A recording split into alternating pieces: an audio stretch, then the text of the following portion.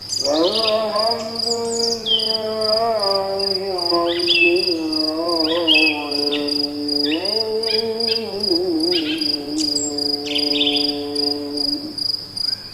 disunahkan, Rasulullah mengajarkan pagi-pagi itu makan buah, bukan. Quran pun mengatakan seperti itu. Jadi lebih baik pagi-pagi itu supaya badannya pun dalam fase pengeluaran. Pagi-pagi kita buang hajat, buang air besar, buang air kecil seperti itu, maka pagi-pagi itu yang paling tepat bukan makan bubur ayam, bakwan. Jadi pagi-pagi ngapain? Minum air putih sudah cukup sebenarnya. Anda makan sedikit buah-buahan, ya, dikunyah dengan baik, atau makan kurma sudah cukup pagi-pagi. Dan pagi-pagi juga bukan waktu yang tepat untuk makan karena memang grelin atau hormon lapar itu paling rendah di pagi hari. Jadi kalau orang makannya pagi hari banyak sama kayak siang pasti ngantuk. Seperti yang ngangguk-ngangguk ini para pelaku-pelakunya. Ya. Jadi kira-kira pagi-pagi cocok makan apa?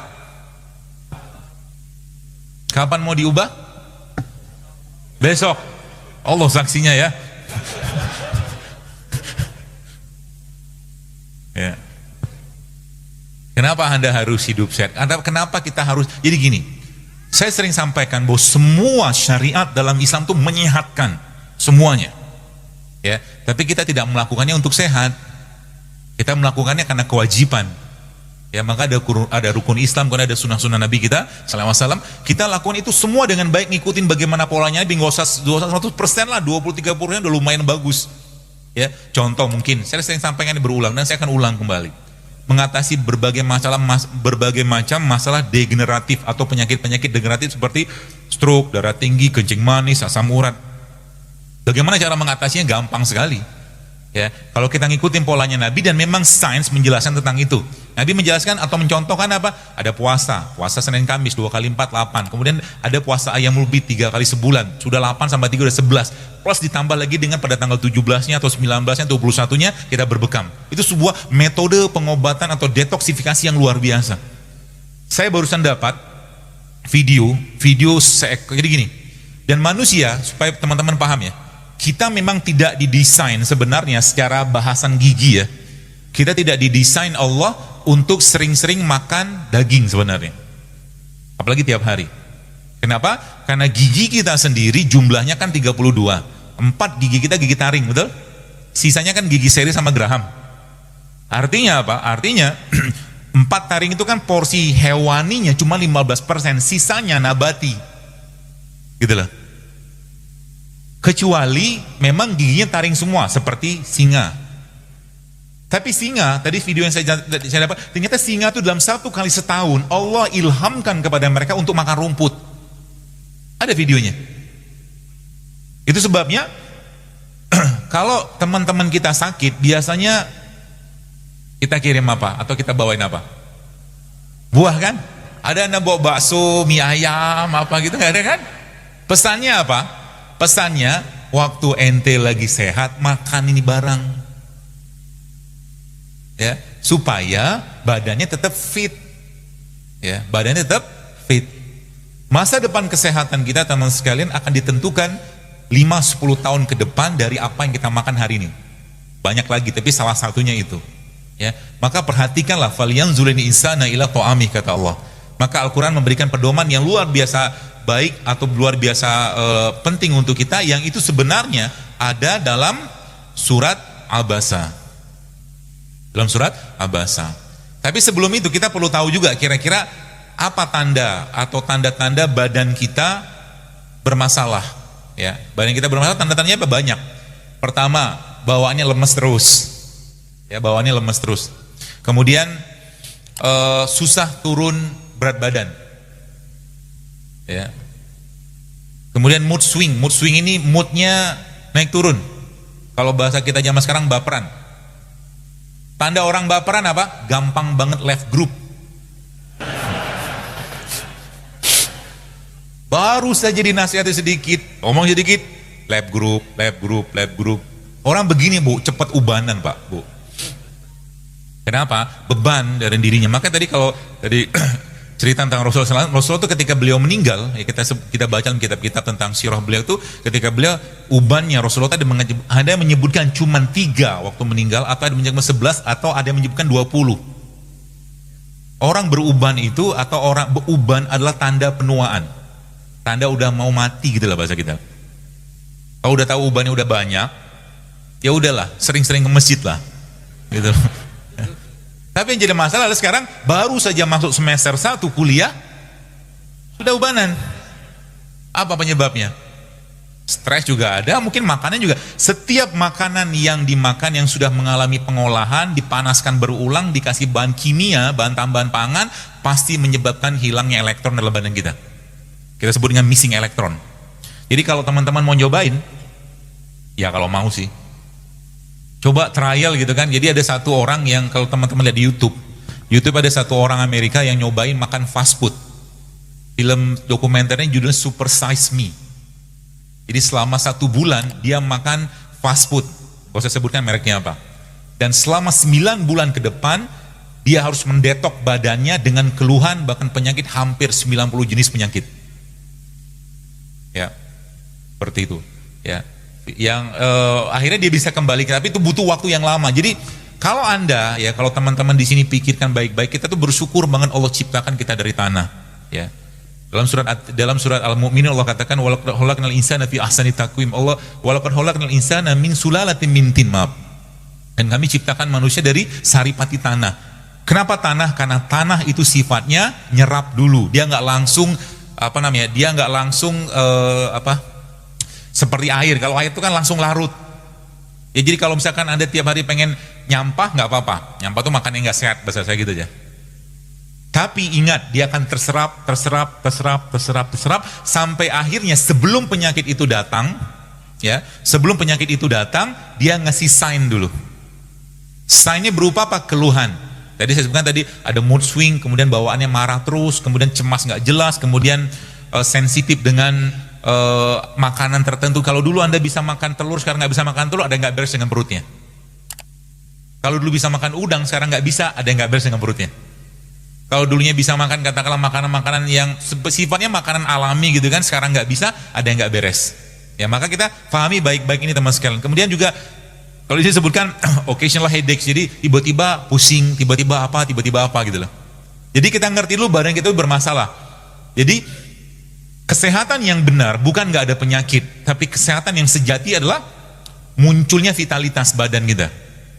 Ya, munculnya vitalitas badan. Jadi kita nggak marahnya terkontrol, ya. Kemudian moodnya stabil seperti itu. Ya, itu tanda-tanda badannya fit. Dan itu hanya bisa didapatkan kalau kita mengurangi makan. Kalau kita mengurangi makan. Ya, dan tanda-tanda orang banyak makan apa? Ya gemuk. Ya, gemuk dan seterusnya lah, banyak masalah badannya. Maka Nabi pernah menyampaikan dalam sebuah hadis bahwa nanti di akhir zaman aku melihat fenomena di kalangan umatku, kegemukan di mana-mana. Seperti nggak banyak yang gemuk di sini. Ya. Itu. Kemudian ada lagi namanya brain fog. Brain fog itu bawaannya dikit-dikit lupa gitu loh. Tadi kacamata saya di mana ya? Tadi sepatu saya di mana ya? Itu brain fog. Otaknya berkabut. Begitu lah. Kemudian nyeri badan, nyeri sendi, nyeri otot gitu kan. Yang tidak kalah sering banget dialami banyak orang zaman sekarang adalah bad breath. Bad breath itu mulutnya bau.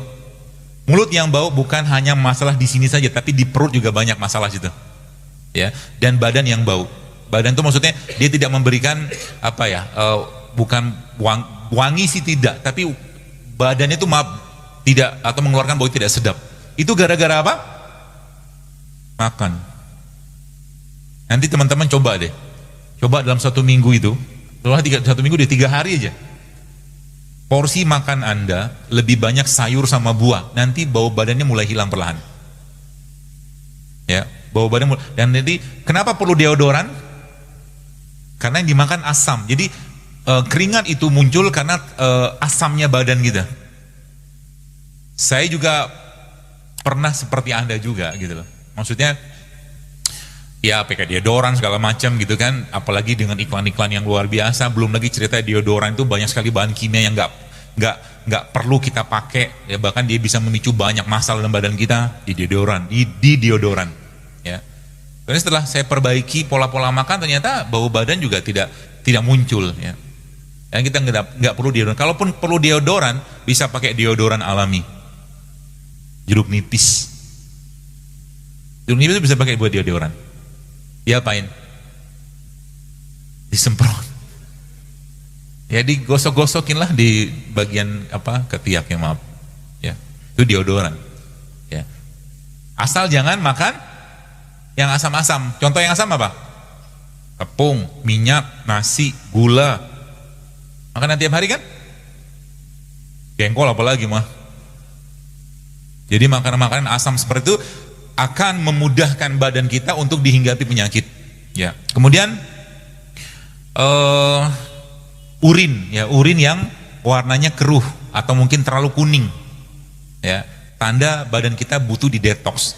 Maka mendetoks badan kita yang paling gampang sebenarnya kalau kita menggunakan apa yang Allah ciptakan di atas muka bumi ini, menggunakan air kelapa. Air kelapa itu teman-teman sebagian sudah saya share juga di Instagram juga. Salah satu yang terbaik yang kita bisa gunakan untuk detox adalah air kelapa yang dagingnya masih ingusan, ya, yang halus banget itu. Jadi teman-teman bisa air kelapa kayak begitu Anda blender sama kurma, ya, blender sama kurma, atau juga bisa di blender dengan 1 atau 2 kapsul habatus sauda, ya, itu bisa buat mendetoks badan, ya, air kelapa. Berapa banyak sekali sehari cukup, ya. Jadi air kelapa ditambahkan dengan tadi kurma, atau air kelapa dikasih madu, atau air kelapa dikasih kunyit, atau air kelapa dikasih jahe, itu mendetoks badan luar biasa itu. Jadi sebenarnya Islam mengajarkan pola hidup sehat ini sangat-sangat low budget. Jadi kemarin ada mahasiswa tadi pagi tanya, ya kemarin juga, bagaimana caranya karena kami mahasiswa nih, kami kan budget terbatas, bagaimana cara tetap hidup sehat? Jawaban saya puasa. Ya kan? Kan gak banyak makan duit kan? Habis itu pergi ke pasar, beli beli kunyit, beli jahe, beli serai gitu kan, beli buah sedikit, 10.000, 15.000 udah cukup. Makanya gak perlu mahal-mahal kok untuk hidup sehat sebenarnya. Ditambah dengan kita membiasakan untuk berpuasa. Ya. Dan berharap misalkan ada kondangan misalkan itu toh, lumayan kan, ya seperti itu. Kemudian